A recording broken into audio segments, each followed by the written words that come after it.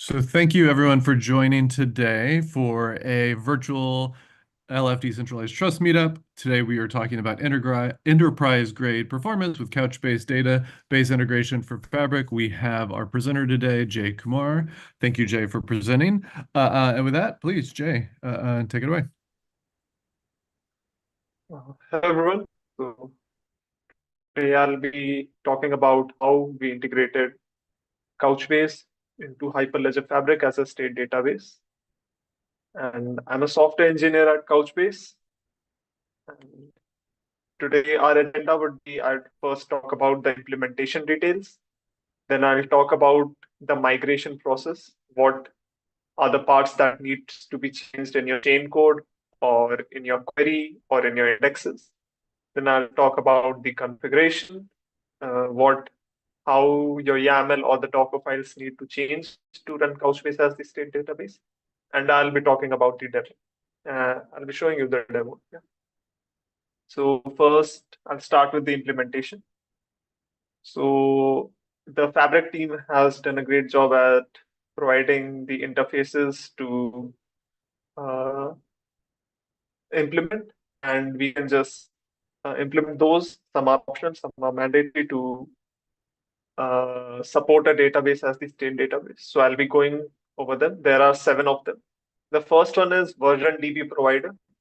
So this is a factory interface which creates and manages the version DB interface instance for the different channel and namespaces. Then comes the version DB. It is the core interface that defines the CRUD operation for your KV storage, and it also supports namespaces. This also provides the methods for patch updates, snapshot, range scans. Then comes the bulk optimizable. The bulk optimizable is an optional interface.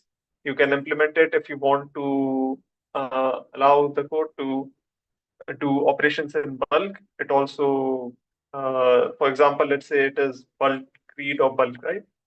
Then comes the index capable. It is again an optional interface. If you are using a database such as CouchDB or Couchbase, you have to implement it. You can, because both of these databases support indexes. So you have this is an optional. Then the next is full scan iterator. You can implement this. This is primarily used for generating the snapshot files. Then comes the query result iterator. It is used for iterator interface, and it adds pagination support with bookmark functionality. Then comes the results iterator. It is the basic iterator interface for traversing the query results with next or close operations. And here are a few other files that you would also need to update. You would need to update validators.go in internal/cc metadata. This is for the peer to recognize that the index that you're providing, which is inside your meta-in, so it would be inside meta-in/Couchbase. So you'll need to add the validator for that. Then comes the core ledger interface. Here you'll need to add your ledger interface, and then comes the you'll need to add your the database interface, and then comes the peer config. You'll need to update it in config.go. So when you pass the Couchbase flag, it will run with the Couchbase as a state database. So I'll show it to you where are all these interfaces present. So if you go to StateDB, you can see all these interfaces are present here. Version DB provider, version DB, namespace provider, bulk optimizable, and there are comments there which explain what these are. There is index capable. If your database is index capable, you can implement it. Full scan iterator. Then you'll find the update batch. That's not relevant. Yeah, you get the result iterator and the full scan iterator. So these all are present in StateDB, and the rest of the files, as mentioned here, they would need to be updated. So next comes the query migration and index management. So When migrating from, let's say, CouchDB style, Mango style queries to their equivalent SQL++ queries. So if the Mango query looks like if we want to select a doc type of asset whose owner is Brian, the equivalent SQL++ query would be select a dot star from source. So this is a Go template. Will inject this in the source code as where doc type is asset and the owner is Brian. And the source variable is injected by the state Couchbase package. We'll see this during the demo and also for the code. And then comes the part. So what changes need to be made in the chain code for the query migration? So we also expose an environment variable called underscore state underscore DB. So you can just check if Couchbase have a variable, a top level variable where you can check if the state DB is Couchbase. If it is, then you can have your query string as SQL++. Otherwise, you can have your query string as Mango style queries. And as it is mentioned, it is a custom environment variable injected by peer code, and it's accessible in chain code as the environment variable. We inject this in Fabric internal peer node start.go. So this was all about the query migration. This is all that is needed. The next is index migration. So if you want to use indexes, you will have to shift from Mango style indexes, which would look something like this, to the equivalent SQL++ index. So this goes in meta in state DB Couchbase indexes indexowner.json. The file path would remain the same, except for instead of CouchDB, you would be using Couchbase. And the index would, it would again look like create indexowner template variable dot source, and you would mention what are the fields you want to create the indexes on. So owner and dot type. And Couchbase support multiple types of indexes like geospatial and time series. So for different query patterns and performance optimization scenarios. So you can use them while integrating with Hyperledger Fabric. These flexible indexing option provides significant performance advantages for complex queries against the blockchain state database. So now I'll talk about the configuration. So in your YAML file, you'll need to change the ledger state database as Couchbase. You'll need to change your Couchbase config Couchbase address. This would be your deployment host. In my case, it was running on my machine. So it is Couchbase host docker.internal. And you'll need to change your username and the password. You'll need to specify the bucket in which you want your data to be stored. You would need to specify the scope in which you want your data to be stored. And then comes the internal query limit. These four are common to both Couchbase and CouchDB. And then comes the Capella instance. If you're using our cloud version, which is Capella, you'll set this to true. Otherwise, you'll set this to false. So yeah, what is the outcome of this? This is present in the PPT. And yeah, we have a GitHub repo. And this branch contains the code for this. And you'll need to use this specific peer image if you want to use Couchbase as the state database. And a blog is there with detailed steps on how you can set this up yourself, and also with a tutorial which tells you how you can set this up and get it up and running. Now we'll hop on to the demo.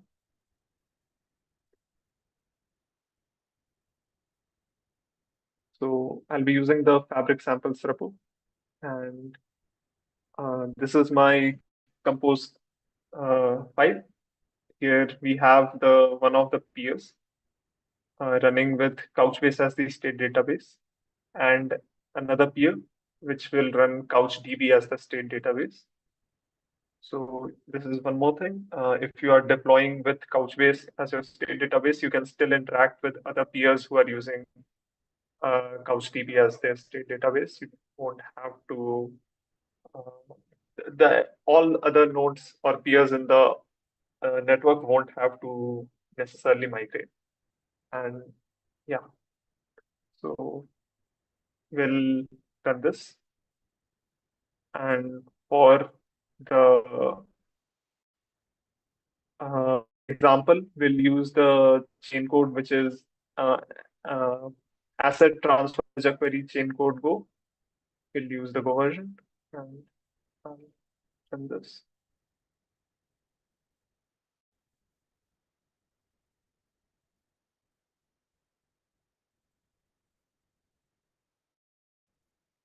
So in the YAML file, you can see I already have the bucket and scope as set. And I open up my dash, and I have already created a bucket called Fabric1. And in there, the default scope is already present. So I'll just start this.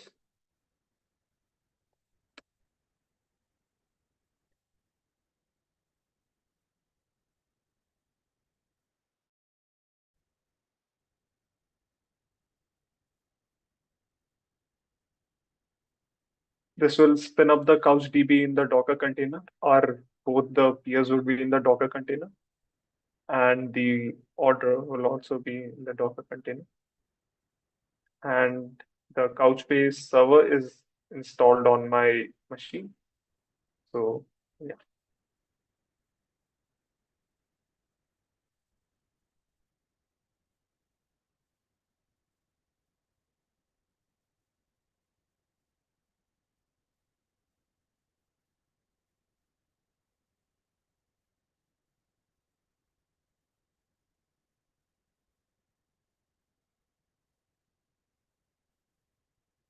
So I'll tell you what we'll test out with this once this network is up.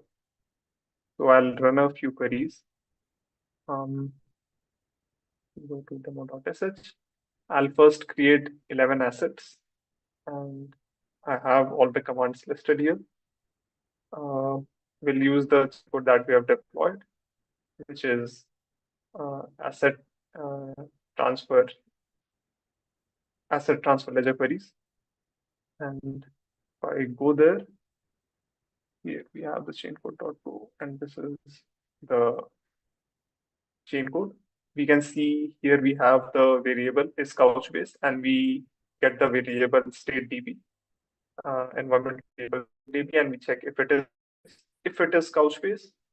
Then we change the query string to the SQL plus query, which looks like this. Select a dot star from source as a where a dot type is asset and a dot owner is the owner. Otherwise, I'll set it to the managed query.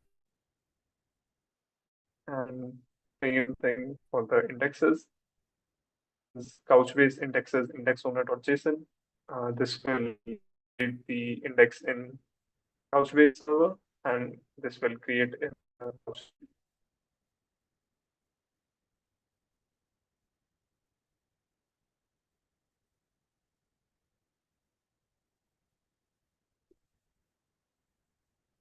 Okay, so then deploy, and both the peers be active now. You can check it in the Docker.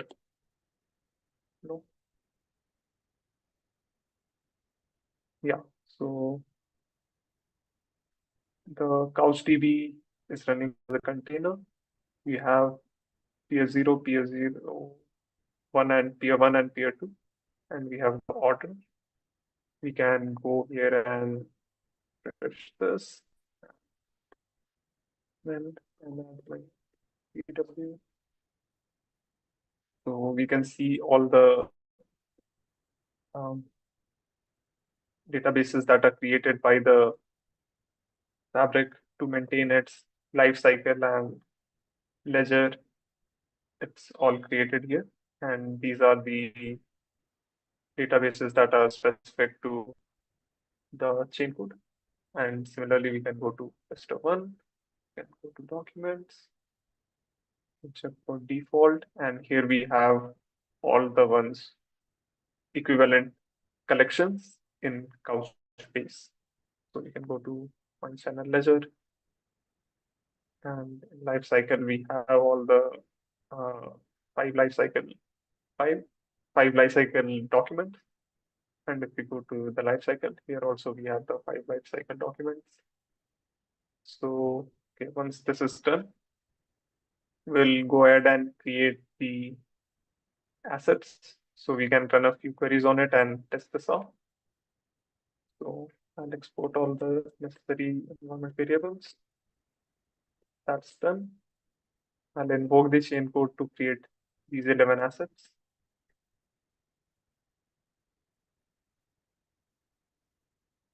Okay, all of them are created. You can go here and verify.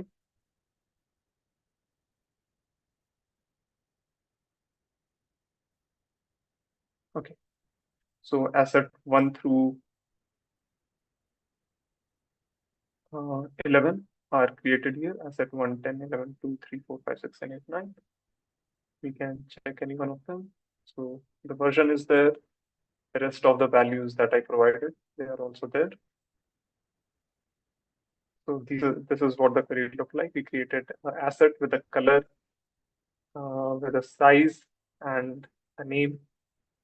Yeah, okay. So once this is done, we'll open up a new terminal with a new shell. And I'll go to queries where I have already written all my queries and load the environment. That is done. I'll also add the cert. It's done.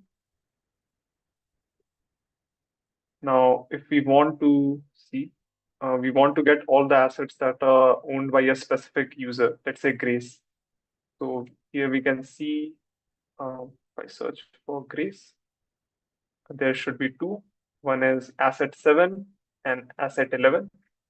So if I run this query, which is specific to the Couchbase. So here is the query, which is the SQL++ query. If I run this, so here I should get two assets. So asset 11 and asset 7 both are owned by Grace. We can similarly test if we want to get all the assets with the size between 6 and 8. The query would look something like this, where a.size is between 6 and 8. Enter it. Here we get all the queries with the size between 6 and 8. And if you want to, let's say, paginate, so first we'll get all the assets with page size 3 and the cursor as 0. So I get 3 values, and next I'll get the next 3 with the cursor as 3. So if I do that, first I got the 3, 7, and 1, 10, and 11, and then I got the 2, 3, and 4. So this is how the queries are being run. Now, if we want to, we can check one. Let's say if you want to transfer an asset, let's say if you want to transfer it to Grace, since we already have the query for that, and transfer an asset to Grace. So we transferred the asset to Grace.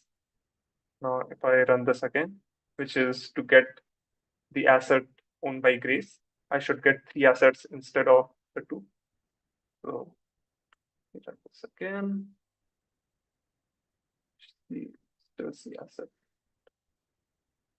Did I not run this?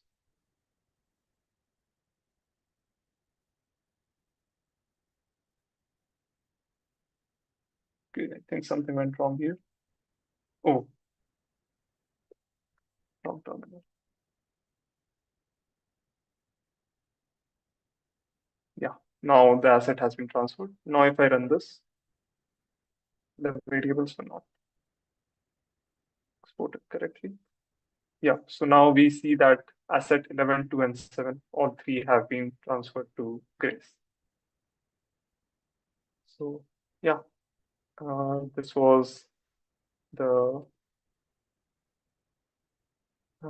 demo. And yeah, so if you want, folks, we also, this is the repo where all the changes are present. This was done on top of 3.1.0. And this is the peer node which needs to be used, peer image which needs to be used while using the Couchbase as the state database. And this is a blog with a tutorial, video tutorial also, which explains how you can do this setup and on your machine. So yeah, that was all from my side. If you folks have any question, please.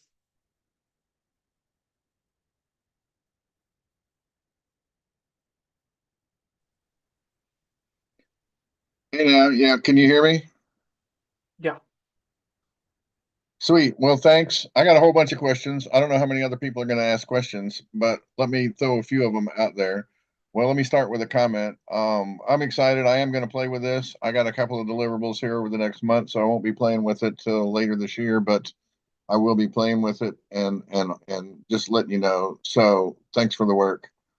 Let's start with I don't know exactly how best to term this, David, but is this going to be supported by Hyperledger? Is there going to be any kind of certification, stuff like that, right? So the motivation that the reason that I made this integration because one of our customers asked for it. They were having some issues with the CouchDB state database, which we thought we can solve, and that's why we proceeded with this integration. Currently, we don't have that on our roadmap, but yeah, definitely we'd like to get this merged into the upstream. Yeah, get this merged into Fabric repo. Cool. How does it Next work question. with the history database? I mean, do we still have history, right? The history. Can you explain it a little bit more? Well, underneath, right, this is the state DB, but there's a Mm-hmm. history DB underneath. It's always defaults to level DB, but then Okay. there are functions in the chain code itself that say get history of this record. So like if you did get history on the one you just changed, it would say, version 1 was owned by, I don't remember, Tom. Version Oh 2 was yeah. owned by Grace. So I Okay, just want to got it. make sure that that still works properly. Yeah, that does work. All right. When you create the indexes and you deploy the chain code, or when you put them in there, do they get deployed automatically, or do we have to go in and manually apply the indexes? No, those indexes are applied automatically just as they be in the CouchDB. You just need to put them in the appropriate folder. So That's for fine. example, we deployed. Yeah. Yeah, and so we're running most of our stuff in Kubernetes, primarily built with Bevel, but a lot of modifications. Have you tested it in a Kubernetes world yet? No, I have not. All right. No big deal. These are just all questions. I'm going to play with it, and I'm sure you're going to kind of keep working on it a little bit more. But again, I'm hoping, I don't know if this is going to be like a project in Fabric, but I hope it's not a one-off and that it continues to be built on and supported and so on. So let's see what else. What other questions did I have about this? Darn, I had another important one. Oh, what version of the peer, right? You said you got to use that peer image that you've created. What version of Fabric is that peer running? 3.1. 3.5 on the peer? No, the Fabric version is 3.1, and I The think the Fabric peer version. version is 3.5. Mm, because we're up to like 5. Well, I think there's actually a later one, but like 5.4, 5.5. That's kind of the Fabric version. Oh, okay. Because this was built like 4 months back, I think. So I'm sorry, I didn't quite understand. What Fabric version is that Docker image running for the peer? the Fabric version is 3.1. 3.1. Yeah, that's pretty Yeah. old. Yeah. Are you going to create new ones or test new ones? Or if we wanted to run it on a different peer, we'd have to create our own image. What would be involved in that process? Hmm. Uh, if I get the call that I have to continue working on this, then yeah, I'd update it, but that's not currently on my roadmap as of now. So down the line, when we want to merge this in upstream Oh, wait a Fabric, minute, never mind. Yeah, yeah, okay, so 3.1 that supports BFT, I think, too, right? mhm. All right. Um,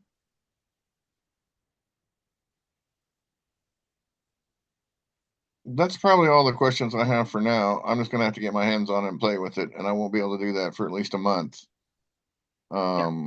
But at that point, you will see some activity from me. And just letting you know, right, in case you think nobody's paying any attention, I'd do it tomorrow if I didn't have other stuff to get done. But I've got some research time allotted to me. Well, basically 1st of November. So that's when I'll start playing with this. Thank you. Oh, I know. I had one more question. All right. So, and I'm only sort of just getting into this now with CouchDB, but in terms of very large scale scaling, right? They use a sharding mechanism, right? So what capabilities, because I don't know that much about Couchbase, how do you handle that type of stuff, right? If I want to write, 10 million records, well, 100 million records, right? What is the, recommended approach and how does that work when doing it via Fabric?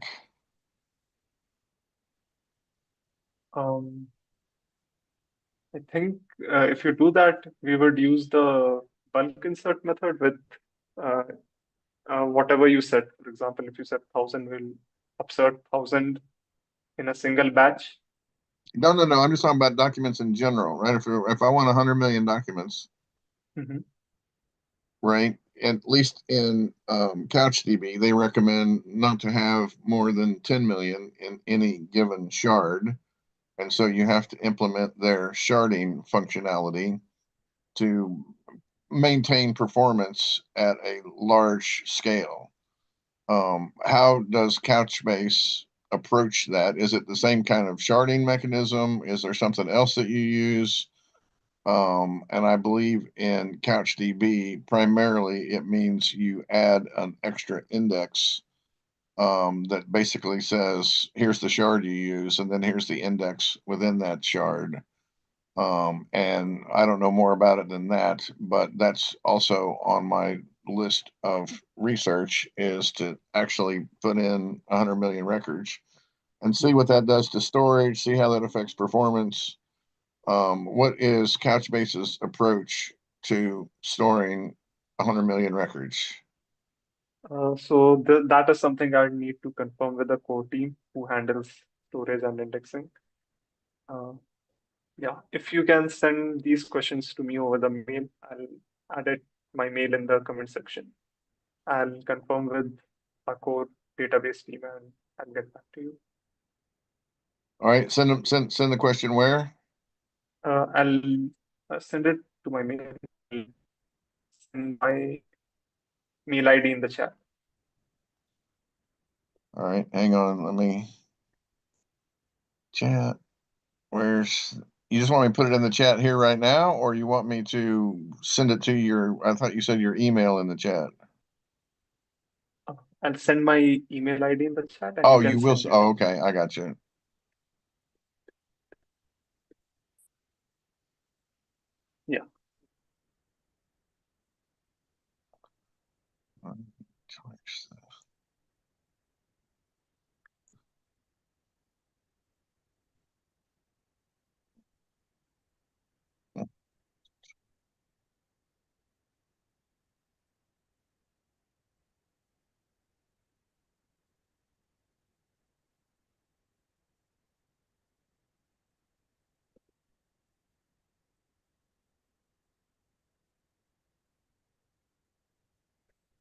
All right, cool. I got it. I'll send it to you in a bit. Okay. Thanks. Looks like good work. I'm excited to get my hands on this and play with it. I appreciate the effort. Thanks.